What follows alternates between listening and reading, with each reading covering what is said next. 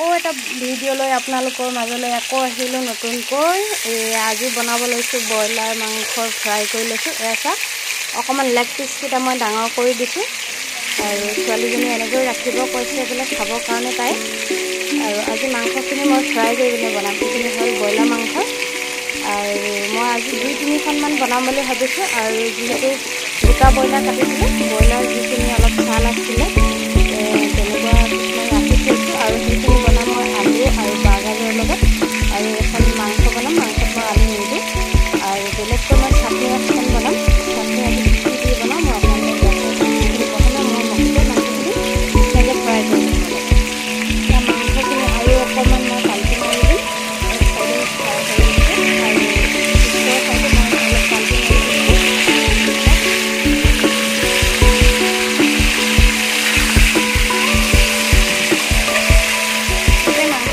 Fry কৰি ল'ম। চাওক মাংসখিনি ধুনীয়াকৈ ফ্ৰাই হৈ গ'ল, ৰঙচুৱা কৰিলে মই মাংসখিনি উলিয়াই ল'ম। আৰু এইফালে আৰু অলপ মাংস আছে ফ্ৰাই কৰিবৰ কাৰণে। আৰু কিহৰ লগত বনাওঁ মই আপোনালোকক দেখাইছোঁ। এইখিনি হ'ল বাঁহগাজ কাটি লৈছোঁ মই অলপ, আৰু পিঁয়াজ কাটি লৈছোঁ, আৰু এয়া আলু আৰু এয়া ব্ৰইলাৰ যিখিনি বাঁহখিনি আছিলে সেইখিনিকে অলপ কাটি দিলোঁ সৰুকৈ। আৰু এইখিনি মই বাঁহগাজ আলু আৰু সৰুকৈ কাটি থোৱা খিনি দি বনাম। চাটনি বনাম। আম কাটি লৈছোঁ, এয়া নগা ধনিয়া, এইফালে ভোট কেইটামান লৈছোঁ, এইফালে লৈছোঁ এয়া ভেবেলী লতা আৰু দুটা জলকীয়া লৈছোঁ, এয়া নৰসিংহ আৰু ৰচুন আৰু আদা। আৰু এয়া মাংসখিনি বনাবৰ কাৰণে মই পেষ্ট এটা বনাই লৈছোঁ গোটেই মছলাখিনি দি। ইলাচি, লং আৰু জালুক, জিৰা, গোটা ধনিয়া আৰু ৰচুন, আদা। ইয়াতে মই ধুনীয়াকৈ পেষ্ট এটা বনাই লৈছোঁ আৰু বনাই পিনে দেখাই আছোঁ আজি মই কেনেকৈ আৰু কি দি বনাওঁ। এইখিনি মাংস ফ্ৰাই হৈ গ'ল আৰু মই বাকীখিনি এতিয়া ফ্ৰাই কৰি ল'ম। এয়া চাওক মাংসখিনি মই এতিয়া ধুনীয়াকৈ কাঢ়ি ল'ম যিহেতু ফ্ৰাই হৈ গ'ল।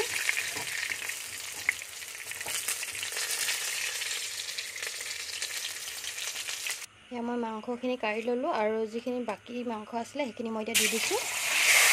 এয়া এইখিনি অলপ টাইট ফ্ৰাই কৰি ল'ম মই।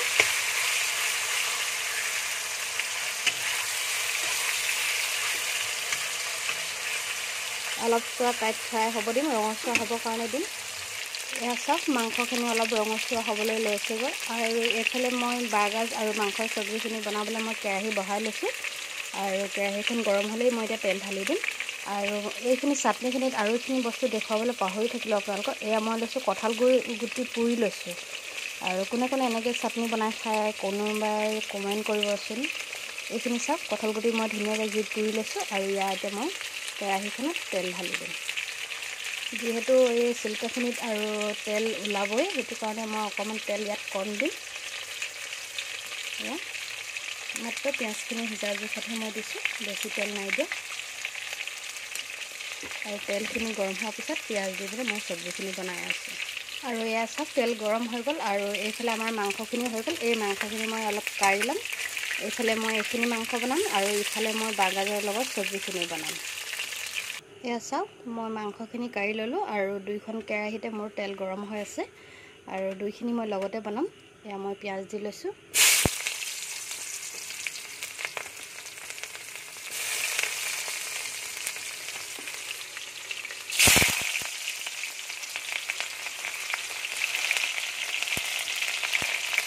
আৰু পিঁয়াজ দুইফালে মই ৰঙচুৱা হ'বলৈ দিম। আৰু যিহেতু মই মাংস ফ্ৰাই কৰি ল'লোঁ, তাৰপিছত মছলাখিনি মই ভাজি পিনে মাংসখিনি ঢালি পিনে মই বনাম। আৰু 10-15 মিনিটমান খুব মছলাখিনিৰ লগত মাংসখিনি ভাজি ল'ম। আৰু এইখিনি পিঁয়াজখিনি ৰঙচুৱা হোৱাৰ পিছত মই এয়া মাংসখিনি সৰু সৰুকৈ যিখিনি কাটি লৈছিলোঁ আৰু এইফালে এইখিনি মই বনাম। পিঁয়াজখিনি মই ৰঙচুৱা হ'বৰ কাৰণে দিম। এয়া চাওক পিঁয়াজখিনি ৰঙচুৱা হ'বলৈ ধুনীয়াকৈ হৈ গ'ল। আৰু ইয়াতে মই অলপ হালধি দি দিম। এতিয়া হালধি এয়া মই 1 চামুচ দিছোঁ। আৰু ইয়াতে মই এতিয়া মাংসখিনি মই ঢালি দিম। এয়া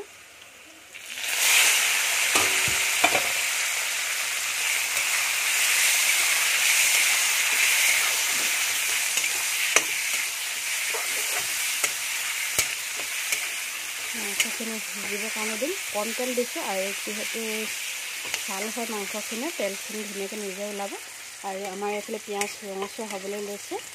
ইয়াতে মই মছলাখিনি ধুনীয়াকৈ ভাজি ল'ম আৰু ইয়াত মই যিখিনি মছলা ৰাখি থৈছিলোঁ এইখিনি চাওক মছলা মই ধুনীয়াকৈ গোটেইখিনি মছলা গোটা মছলা লৈ পিনে পিচি লৈছোঁ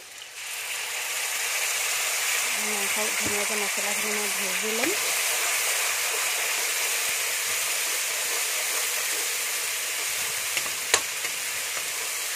একেবাৰে মই জোল নকৰোঁ অলপ শুকান টাইপতে বনাম দুইখিনি আজি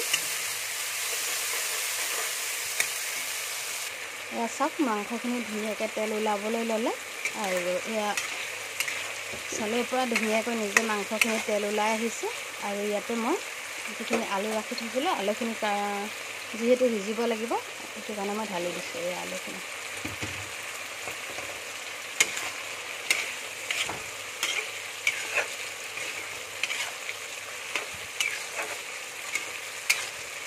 অলপ টাইম আলুখিনি সিজিবৰ কাৰণে মই ঢাকি দিম ঢাকনখন লগাই দিছোঁ আলুখিনি মই সিজিবৰ কাৰণে আৰু এইফালে চাওক মই মছলাখিনি মই ভাজি আছিলোঁ আৰু মছলাখিনি আধা ভজা হৈ গ'ল আৰু ইয়াতে মই সেইটো কাৰণে যিখিনি মাংস ফ্ৰাই কৰি লৈছিলোঁ এইখিনি মই মাংসখিনি ইয়াতে ঢালি দিছোঁ আৰু ইয়াতে মই মাংসখিনিৰ লগত মছলাখিনি 10-15 মিনিটমান ভাজিম খুব অকণমান লাগি ধৰিলে মানে পানী ছটিয়াই মই ভাজিম চাওক মাংসখিনি মই অলপ ভাজি লৈছোঁ এয়া অলপ গ্ৰেভি টাইপৰ হৈছেগৈ আৰু ইয়াতে মই এতিয়া নিমখ ঢালি দিম নিমখ আগতে অলপ মই মিক্স কৰি লৈছিলোঁ এইটো কাৰণে অলপ কম দিম ইয়াৰ 1 চামুচ আৰু আধা চামুচ দি দিছোঁ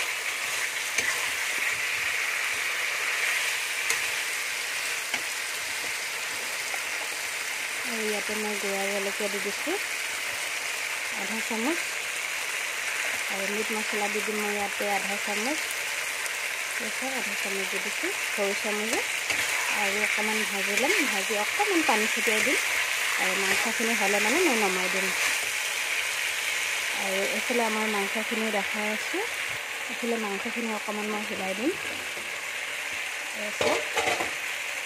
আলুখিনি সিজিবৰ কাৰণে লৈছোঁগৈ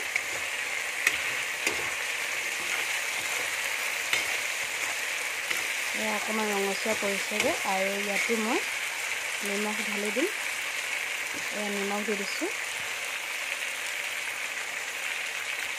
আৰু যিহেতু মই ইয়াত দিবৰ কাৰণে বাঁহগাজখিনি ৰাখি থৈছিলোঁ এই বাঁহগাজখিনি ঢালি দিছোঁ মই একেবাৰে বেছি নাই লোৱা কমকৈ লৈছোঁ এইখিনি ধুনীয়াকৈ ৰঙচুৱা হ'বৰ কাৰণে দিম ভাজি যেতিয়া নিজে তেলটো ওলাব তাৰপিছত অকণমান লাষ্টত মই মিট মছলা ছটিয়াই দিম আৰু ইয়াতে চাওক মই সেই জলকীয়া গুড়াও ইয়াতে দি দিছোঁ অলপ আৰু মিট মছলা অকণমান দি দিম আৰু এতিয়া অকণমান লৰাই পিনে মই ঢাকনখন লগাই দিম আলু আৰু বাঁহগাজখিনি সিজিবৰ কাৰণে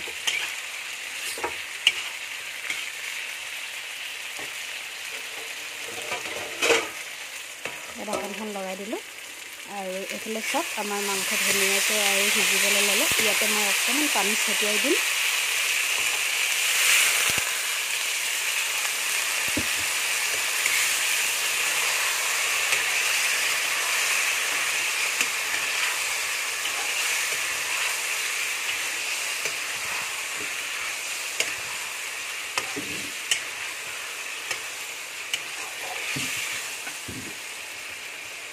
অকণমান পানী দি দিছোঁ আৰু এইখিনি মাংসখিনি মই এতিয়া ঢাকি দিম এয়া চাওক মাংসখিনি মোৰ হ'বলৈ হ'ল আৰু এতিয়া চাওঁ ঢাকনখনে ওলাই দিম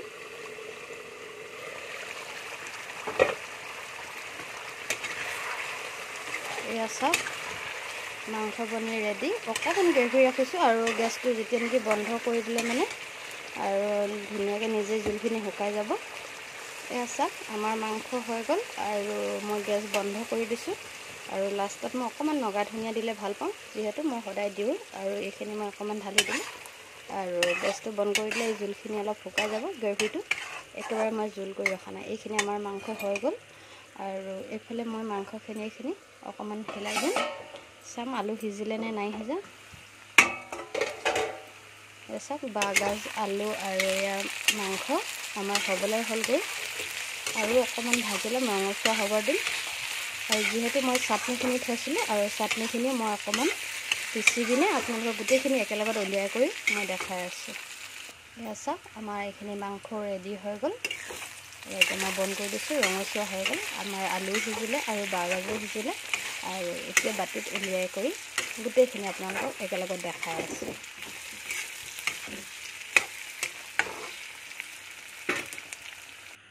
এয়া চাওক আমাৰ গোটেইখিনি মই উলিয়াই ল'লোঁ। এয়া বাঁহগাজ আৰু আলু মাংস দি বনাইছিলোঁ। এয়া চাটনি পিচি ল'লোঁ মই ধুনীয়াকৈ। আৰু এইখিনি আমাৰ মাংস বনি ৰেডি হ'ল। আৰু ভিডিঅ'টো চাই কেনেকুৱা পালে কোনোবাই কমেণ্ট কৰিব। আৰু যদি ভাল পালে লাইক কৰিব, কমেণ্ট কৰিব।